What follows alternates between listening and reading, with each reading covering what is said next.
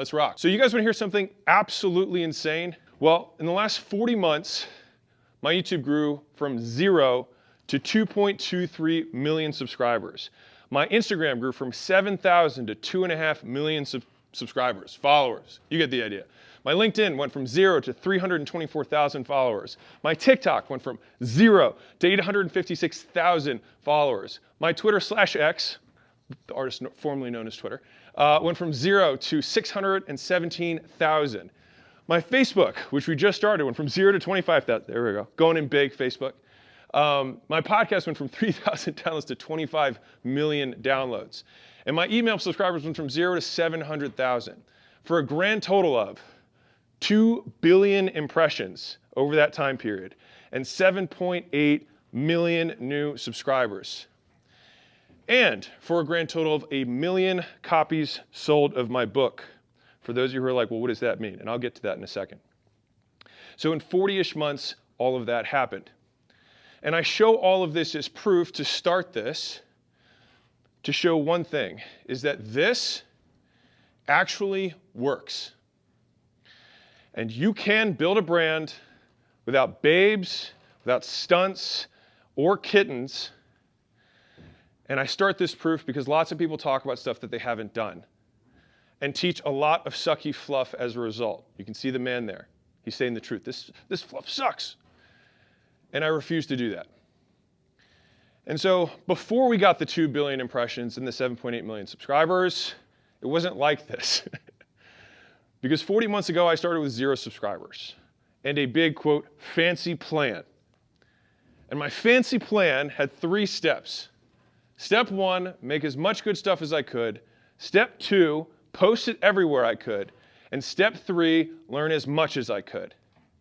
And after 40-ish months, $4 million in team, equipment, vendors, studios, and software, 1,000 hours of me on camera recording, and 35,000 pieces of content. Let me say that again. 35,000, as in count to 1,000, and then do that 35 times in a row. I learned a lot of what not to do. But I did learn 6 things that made money and grew my brand that you can use today.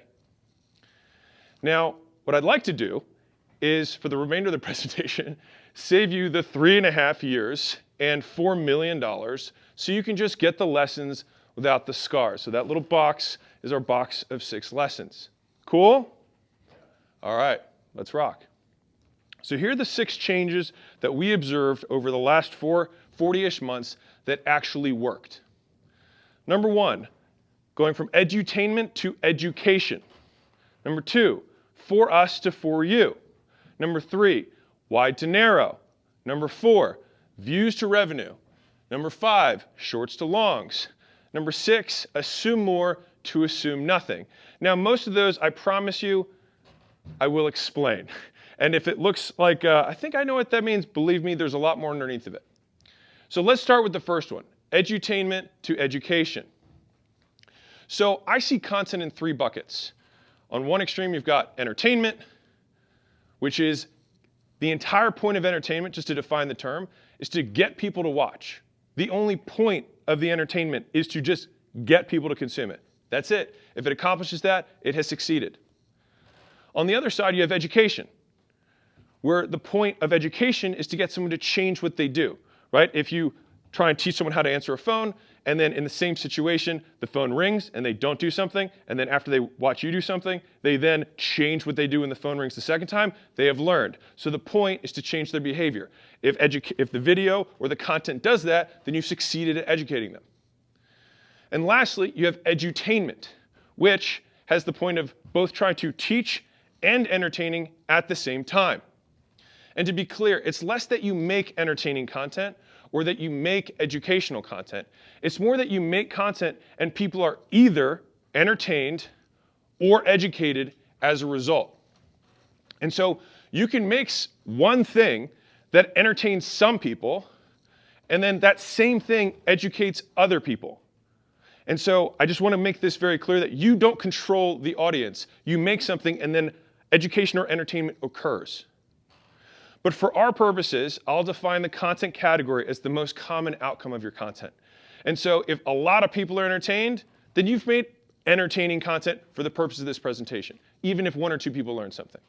So for example, some creators might learn stuff from Mr. Beast's videos. Wow, I learned how to make videos. But the vast majority of people are entertained. They watch just to watch. On the other hand, Walla, who's one of the #1 educators on YouTube, you can even see the different look and feels, and don't worry, I'm gonna get into that. He may entertain some enthusiasts around that subject. But mostly, he educates students. And until recently, I've been trying to figure this out. I've spent a lot of time really working through this. And so I actually have videos in all 3 buckets. I have entertainment videos where the point is to get people to watch. I have edutainment videos where we try and teach and entertain at the same time. And then we have education videos where we just want to change people's behavior. We just want to teach them something. And so the first change, #1, that we see over lots of the data, I'll support in a second, is that I'm going all in on education for 3 reasons. #1 is that when we looked at all of our data, all views are not created equal. I'll dive into that in a second. #2 is I like educational videos. And #3 is I like people who like educational videos too, and or people who educate themselves, people who want to learn. And so let me explain these. So all views are not created equal. So there's this theory, and this will be one that's gonna rattle some cages. There's a theory that media works like a funnel. In fact, the vast majority of marketing infographics and things like that, almost all are funnels. And the theory goes like this. You make entertaining content, and then the theory states that people who watch that content then will go to more educational content. Okay? Sounds simple enough. We've got something wide, we've got something narrow. Fantastic. But in our experience, in my experience, and based on our book sales, based on our email opt-ins, and based on the applications we receive at acquisition.com to become portfolio companies, it works much more like this, which is that entertainment people want more entertainment content. And education people want more, say it with me, education content. And so in other words, these people do not become these people, not in any appreciable rate that we would build a business around. And they certainly don't read the books, join the email list, or apply to become portfolio businesses. So if I want more of these people, then they deserve the stuff that they value. And so that's the first reason that I'm doubling down on education. All views are not created equal. #2, the next is that I simply like doing it. All right, so I do believe that you should try and do stuff that you like doing, and if it happens to also be in line with your goals, awesome. It's much tougher when the thing you like doing isn't aligned with your goals. But in this instance, when I got that first piece of data, I was like, thank God, because this is stuff I like making most. All right, and so when I talk to ideal customers, in my mind, they are business owners and business interested people. Because if you know me, and anybody who's close to me would probably attest to this, is that if you hang out with me for any amount of time, we will probably talk about business because it's what I love talking about. I eat it, I sleep it, I drink it, I work 7 days on it, and I skip holidays for it because for me, it is the holiday. So this is what I like doing. And this is what the people that I like serving also like. And so they like it better too.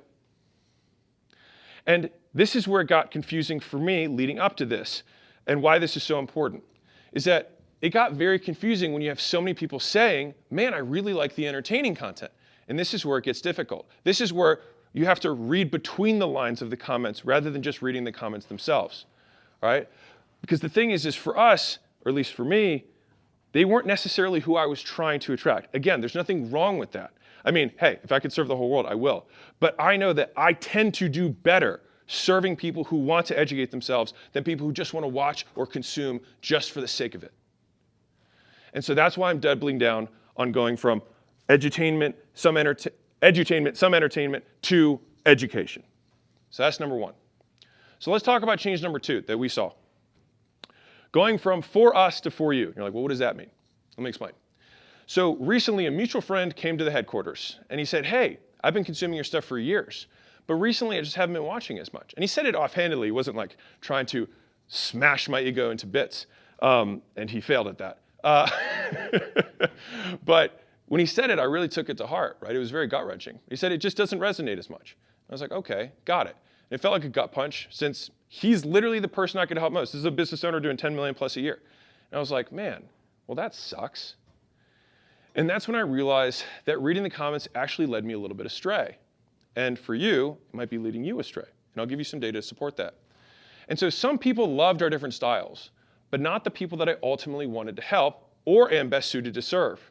And so we realized that we were serving the wrong who. And that had some very significant downstream impacts on what we made and how we made it. So what does making for them or for business owners content really mean? Let me break this down into tactics. All right, so tactically it meant 5 things. Number 1, different packaging. Number 2, different introductions. Number 3, different meat. Number 4, different visuals. And number 5, different what I'll call pre-work. All right, so let's start with number 1. So the difference between these 2 thumbnails is going from vague to clear. All right, so if I looked at all the stuff that we did in the past, if I said, what is the video on the left about? You'd probably be like, a rule of some sort that might have to do with money. Not sure. If I said, what's the video on the right, the yellow background video? If I were to describe it, I'd probably say a map or a blueprint or schematics of some sort that go from 0 to 1,000,000. Okay, well, guess what? The one on the right, it's exactly that. The one on the left actually has nothing to do with what that thumbnail looks like. And what do you know? When people click on something that they don't know what it's about, they have a smaller percentage of getting something they actually want than if you say, this is what this is about, and then they get exactly what they think it's about. So we're going from vague to clear in both what it looks like, the thumbnails, and what we say about it, the headlines. And so that's number 1, from a packaging perspective that we will be changing and or going more all in on. And I want to take a pause here for a second about this. There was also kind of a pervasive narrative in the kind of marketing world. It's like, you got to have curiosity. You got to you don't want to tell them everything. You want them to be able to get, no. If they want that thing, they will click on that thing, and then you just give them that thing. And that has been a very hard lesson for me to learn. And so I share it with you now. So the second is different introductions. You guys feeling this? Okay, good. Okay, different introductions. Now this one is really big. So going from confirming the thumbnail or confirming the headline to proof, and this is super important, I'll explain the difference. So a lot of the things that I learned, like many of you, if you are trying to get into content creation of any sort or media, is that you look at the people who are the biggest, right? And so oftentimes the biggest people in media are entertainers. Now, why is that? Because everyone gets value from entertainment, but there is no one thing from an education perspective that can provide value to everyone. Why? Because everyone already knows different stuff. So if I educate a wide slice of people, there's still already people who know that thing and then do not get value. So entertainment, by definition, will always be greater or larger, the followings for those people, than people who educate. There is no bones about it. It is that way.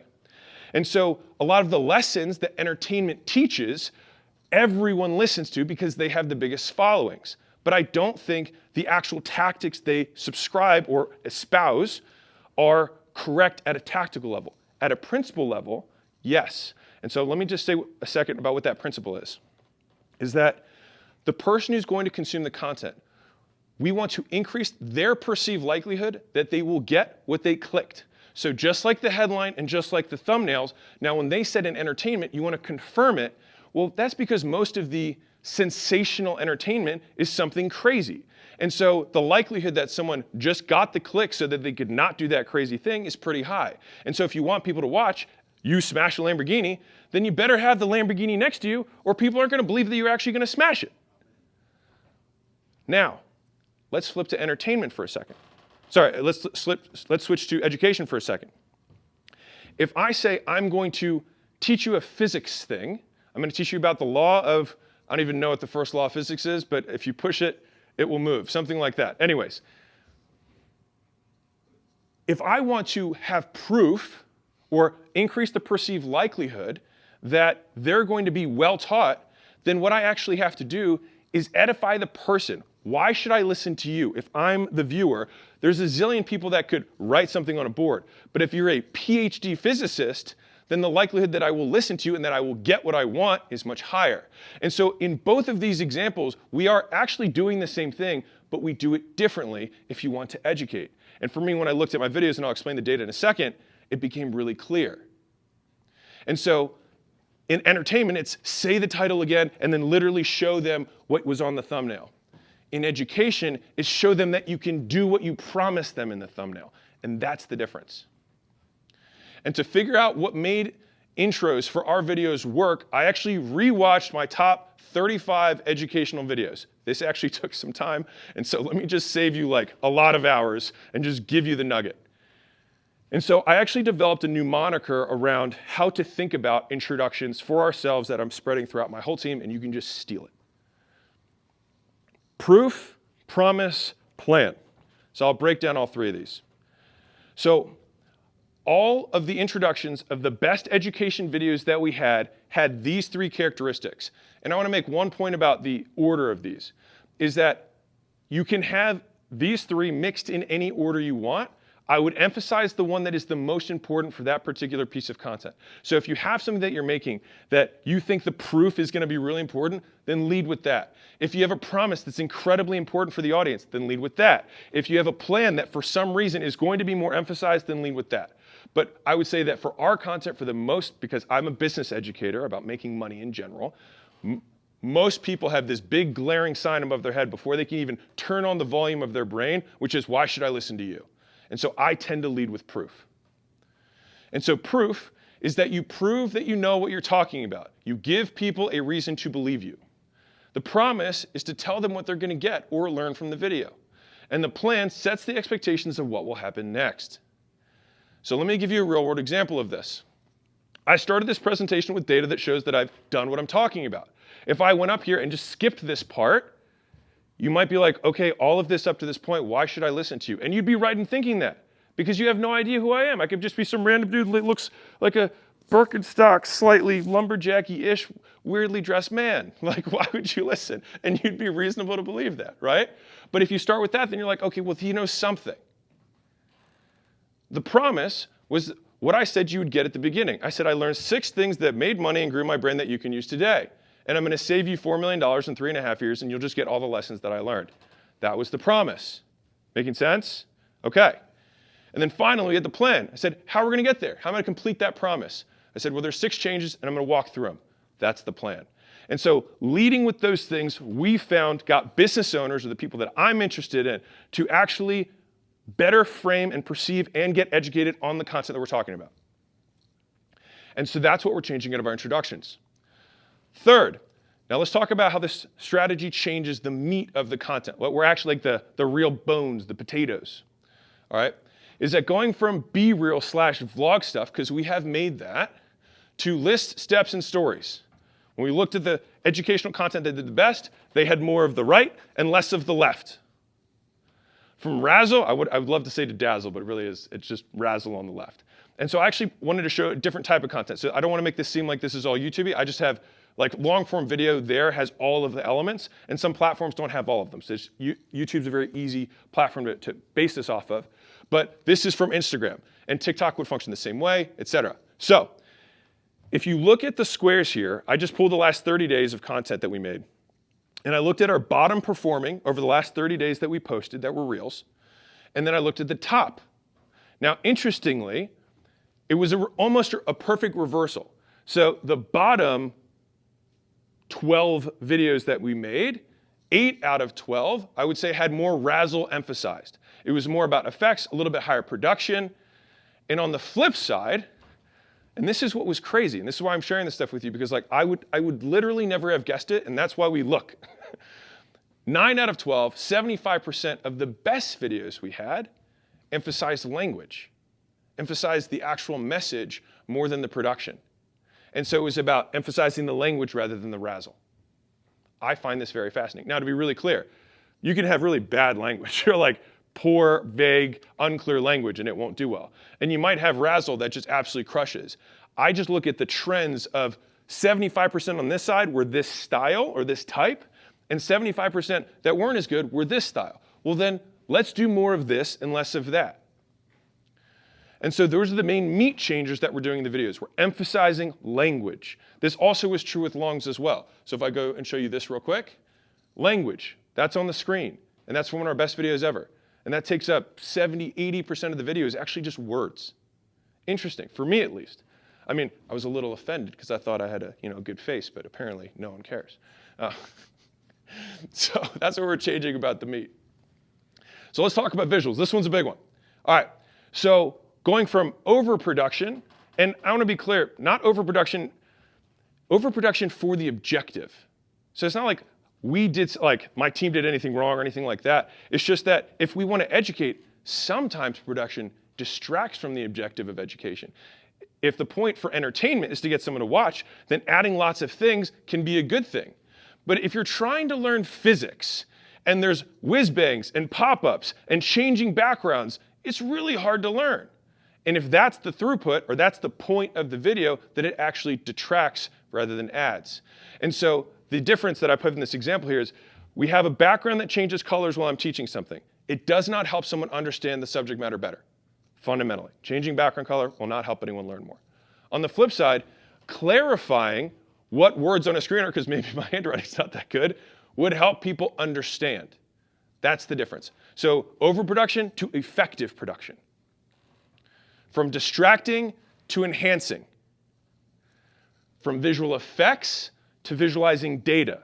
So instead of having flames behind me, it's what does this look like on a chart? So we can give relative scale, so we can have scope, so we can show changes over time. And so that's how the visuals that did the best looked like. And then number 5, let's talk about pre-work for a second. So going from post-production to pre-search. So instead of saying, hey, let's just record something and then fix it in post, anybody who's in the media side knows what I'm talking about, 4 weeks of editing after almost no prep to get a video out. Well, what if we did 4 weeks of research and then we have almost no editing because we thought of everything ahead of time? Well, guess what? The videos where we spent, the hour-to-hour ratio is stupid, and I'll get to that in a second.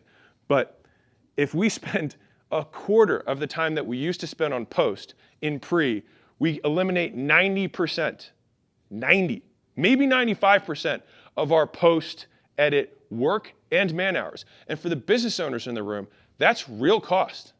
That's real savings.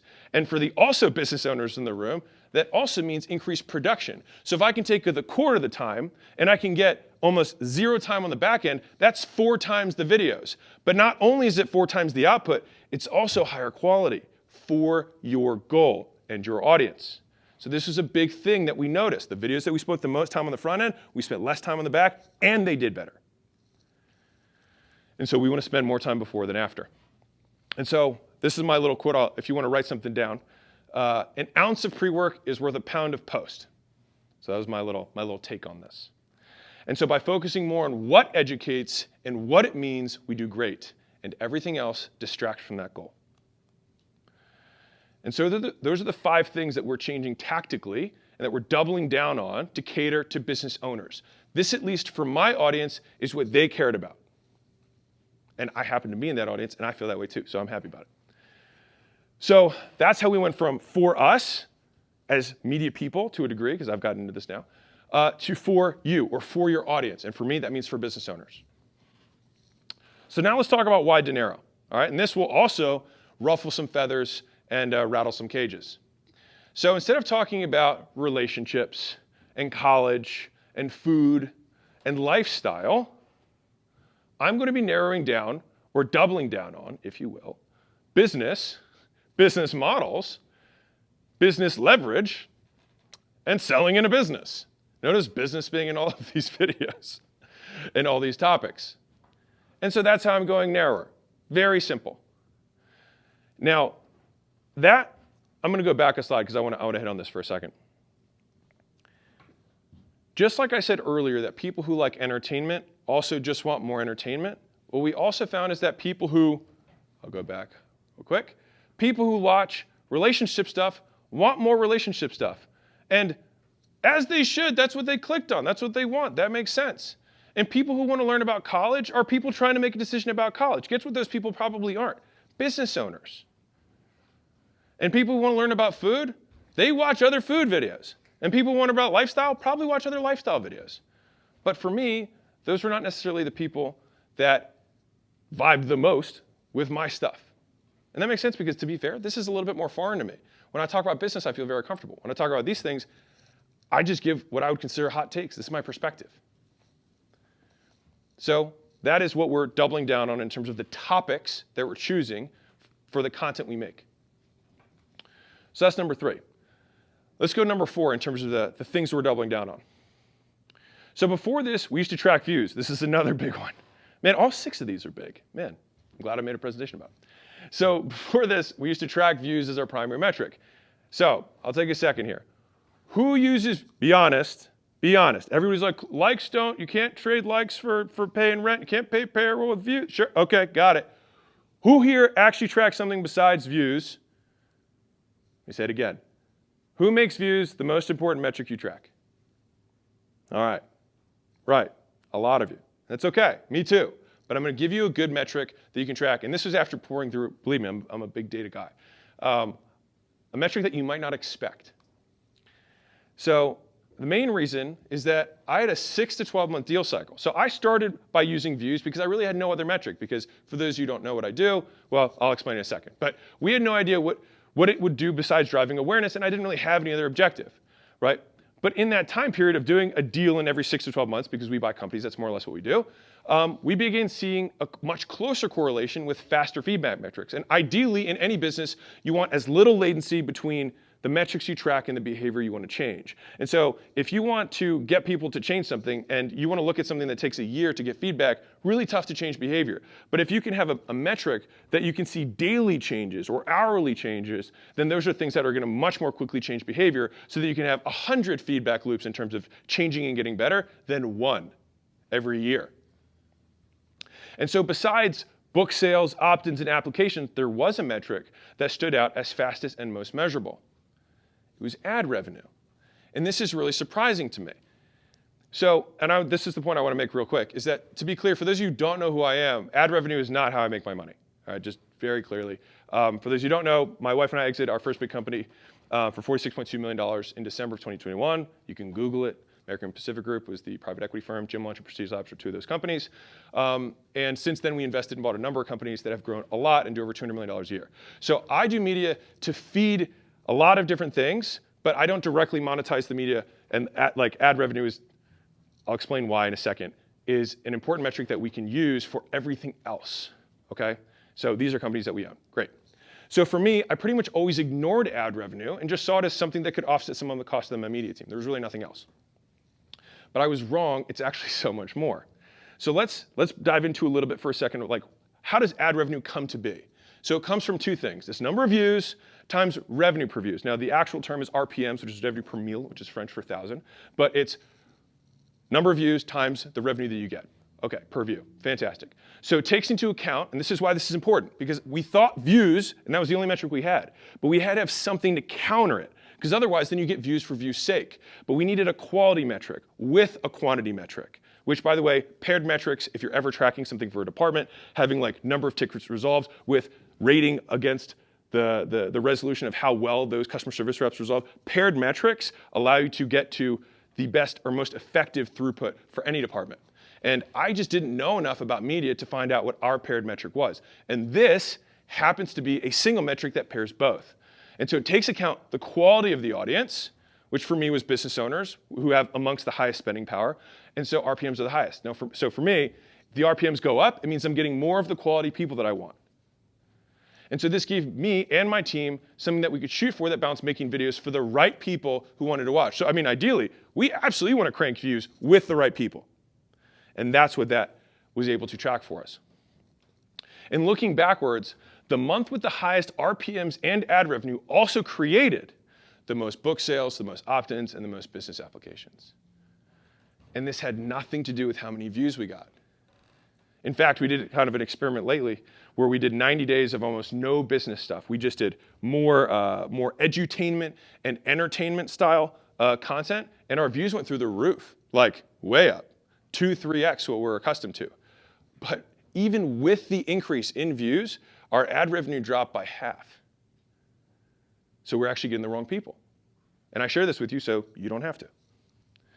And so The nice thing about this from a team perspective, for those of you who do have larger teams and want to translate this over, is that my team now has real-time access to this. So they can see every single piece of content and the ad revenue that it generates. And they can quickly generate baselines in their mind of what's good and what's bad on an objective metric that really is good and bad, rather than just like, hey, this video cranked.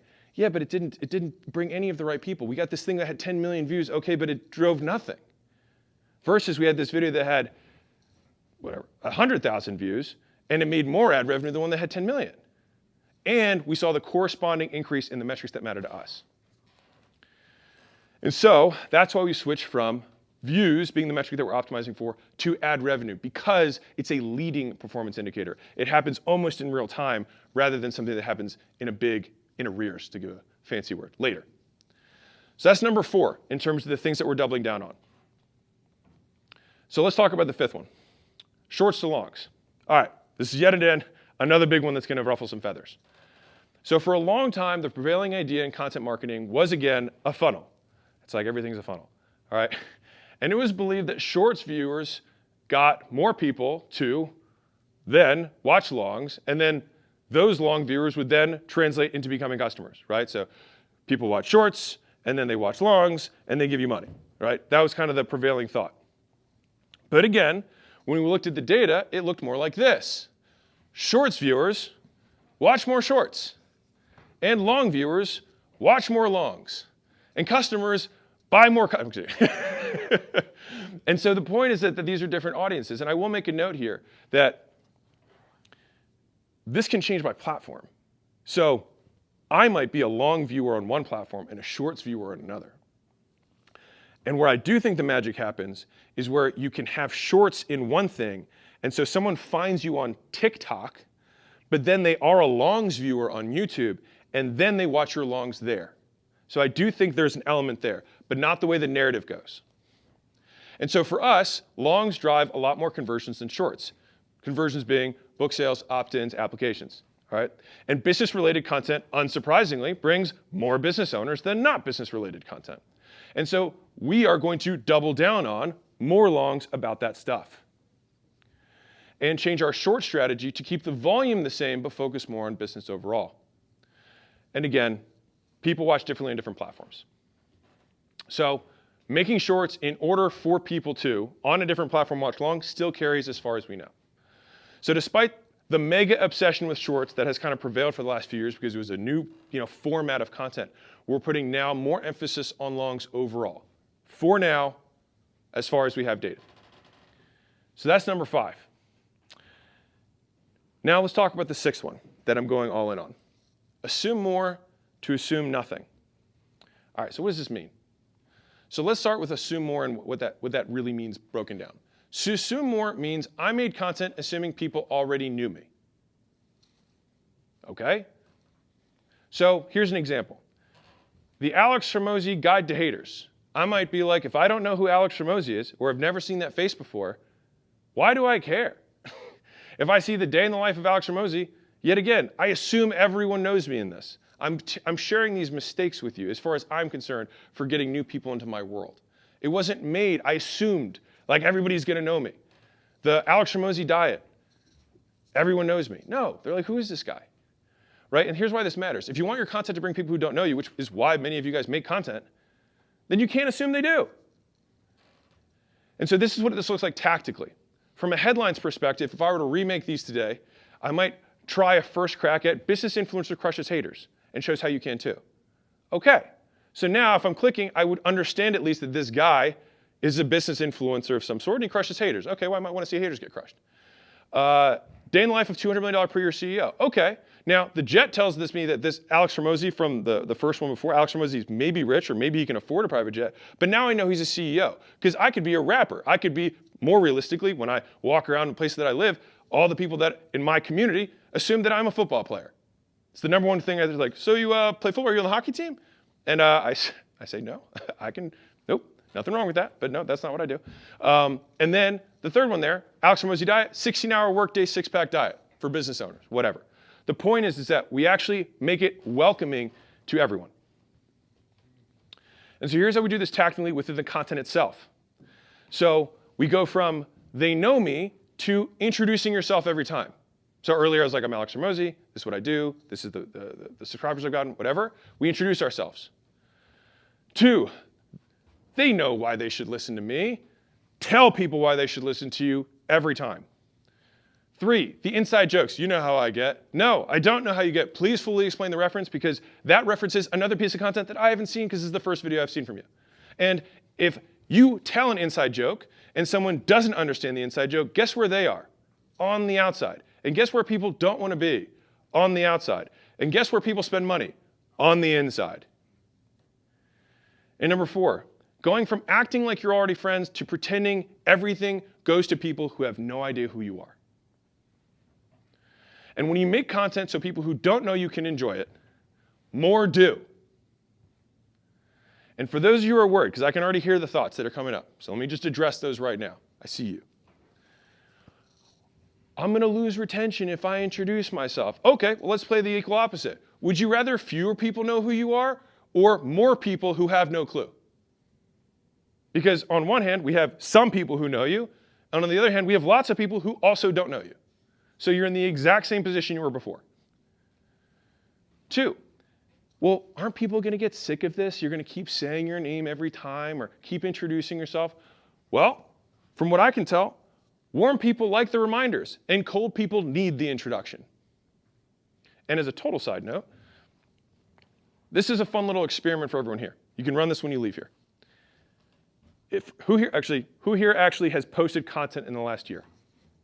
Okay, good, okay. Good. For a second, I was like, this would have been really bad if no one had raised their hand. Fantastic. Okay. I want you to look at last year, and I want you to look at your number 1 piece of content. And this is what I want you to do. Just post it again. And then let me know how it does. And I will bet you that it does just as well or better than the stuff that you're posting right now. And let me tell you one reason why I believe that to be true. Because if you have been posting consistently, guess what's also happened? More people have entered your audience. And guess what they haven't seen? That amazing piece of content that everyone from last year said was the number 1 best thing you ever made. And you know what you said? New people, you don't get that. That was only for my old folks. My OGs, they only get that. No, you got to reintroduce some of the stuff, your greatest hits. You got to bring that stuff in so that the new people also know what your greatest hits are, so that the lore continues to compound and grow. So, number 3, and this one, or sub-point, and this is one for me personally. I follow a bunch of quote accounts. I like comedy and philosophy and like fighting. There's like kind of categories that I follow, and gym equipment. And so I get quotes a lot on my newsfeed. But you know what happens when I see a quote from Sophocles or Epictetus yet again that reminds me that I should just toughen up and keep going? I like the reminder. I'm not like, Epictetus, God, you lived 4,000 years ago. Like, get over yourself. No, he's not making new content, but guess what? People still post it and people still read it because we need to be reminded more than we need to be taught. At least I do. To give a little tactical one on this from mainstream, because this might resonate for some of the older people in the crowd, there was this thing called television a while back, used to be big. Anyways, instead of having it on your phone, it was like this big screen on a wall. It was a whole thing. Anyways, I won't get into it. It's like floppy disk. Regardless, floppy disk was, okay, anyways. So there used to be this thing where at the beginning of every show, there was a theme song, right? So they'd be like, cheers, where everybody knows your names. And there's always a little introduction. It says produced by and all that stuff. And if those shows that spend gazillions of dollars on testing chose to think that despite selling more advertising space, it was worth having the same exact theme song and introduction for the show, don't you think it might be worth that for us too? And here's an interesting thing, the last thing, positive associations and sticks. If you actually get sing-songy about how you introduce yourself or the things that you relate to you, it starts to become something that people expect, and then they start associating it with all the positive other experiences they had with you. So if I always introduce something a certain way and then I deliver value afterwards, they associate the introduction with the value. And guess who else do they associate that with? You. And so, for those of you who are concerned, you can add variety to this. And I want to show you a cool little real-world example of this. So The Simpsons has the longest standing show, to my knowledge, that has existed on television. And the introduction is the same. Now, Bart would be like 70 by now, or whatever his actual age would be if it was actual humans. But it isn't, right? And every introduction has Bart at some point in detention writing something on the board. For those of you who don't know The Simpsons, every one of the introductions actually changes. Every one of them.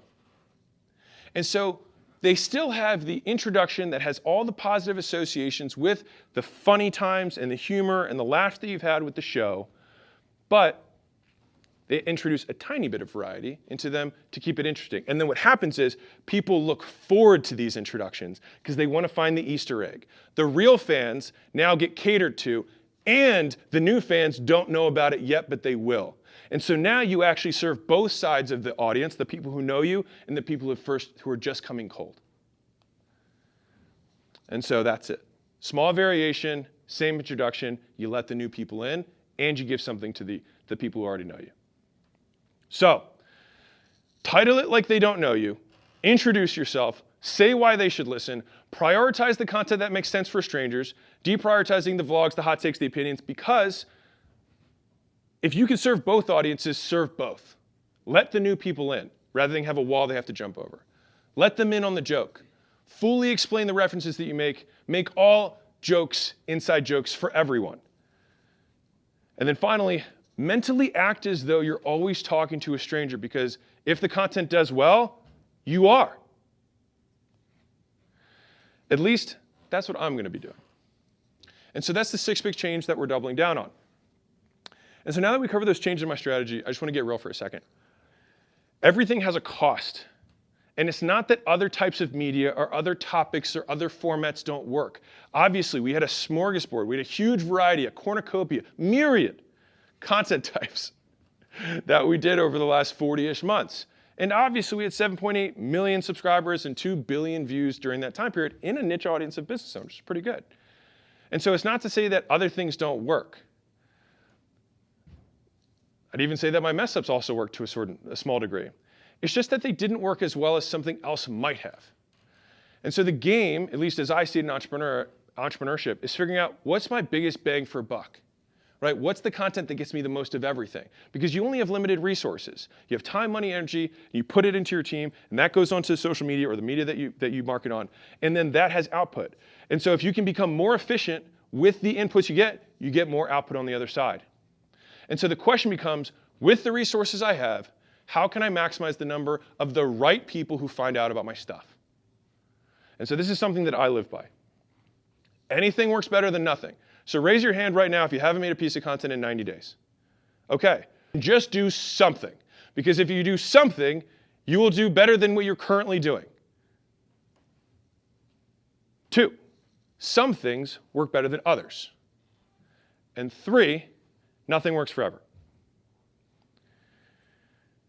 And so the requirement of the entrepreneur is to start doing something, see what works better, and then do as much of that as they possibly can for as long as they can until it slows down, and then figure out what the next thing to do is. And then do as much as they can at that. So is that helpful in terms of understanding content and media? Yes. Awesome. Do you feel like you got at least one lesson without the scar, or saved at least a tiny percentage of the $4 million that I spent learning what didn't work so I could show you these 6 things that do? Okay, good. Would you like more stuff like this? Okay. Well, then I've got a bunch of free stuff that I can give you to help you grow your brand and make some money. That be all right? Okay. So if you're just starting a business right now, raise your hand. Okay, this is for you. I'm the co-founder of the School Games. Inside, you'll find courses, full-day trainings, the easiest business model they know of to use this media stuff. Because it's one thing to just say like, oh, great, I just watched this whole thing on media. Now what do I do? Well, this gives you somewhere to actually practice it, like a sandbox. You can learn it, and you learn by doing. And this is one of the lowest stakes way to make money, get your first dollar across the finish line. And so fun fact, something I'm very proud of, is that right now 30.44% of people who finish their first month make their first dollar online by starting an online community. I think that's pretty cool. And so you can start that for free by going to school.com/games. All right. Tell them I sent you. So that's for everybody. Raise your hand if you're, you're starting a business right now. Okay, that's for you. Now, if you're a little further along in your business journey, I've got free stuff for you too. All right, trying to feel like Santa Claus today. I wrote these 2 books right now, which have 25,000 5-star reviews, and they sold 1 million+ copies. And I made courses for each of those books that are free on my site. You can go to acquisition.com/training. So if you like this stuff, you want to learn more about offers, you want to learn more about advertising, more about getting leads, paid ads, content, all of that stuff, so that you can start making money within your business or scale it from wherever you are to wherever you want to go, I've made this stuff for you. These are real courses. It's not barred anywhere. You can click there, watch them all. All right? See, I put that for myself because this is how I roll. I get in the zone. So otherwise, you guys are all amazing. You can go there for stuff that will help you practice this stuff, actually do it in the real world. Because if you just walk away from here today and you do not execute anything, you learned nothing. And so for the love of God, just do one of the things so that you can get a tiny percent of that $4 million and the 35,000 pieces of content and the 1,000 hours that I spent recording. Just do one of them so that you can take that lesson for you. Thank you, guys.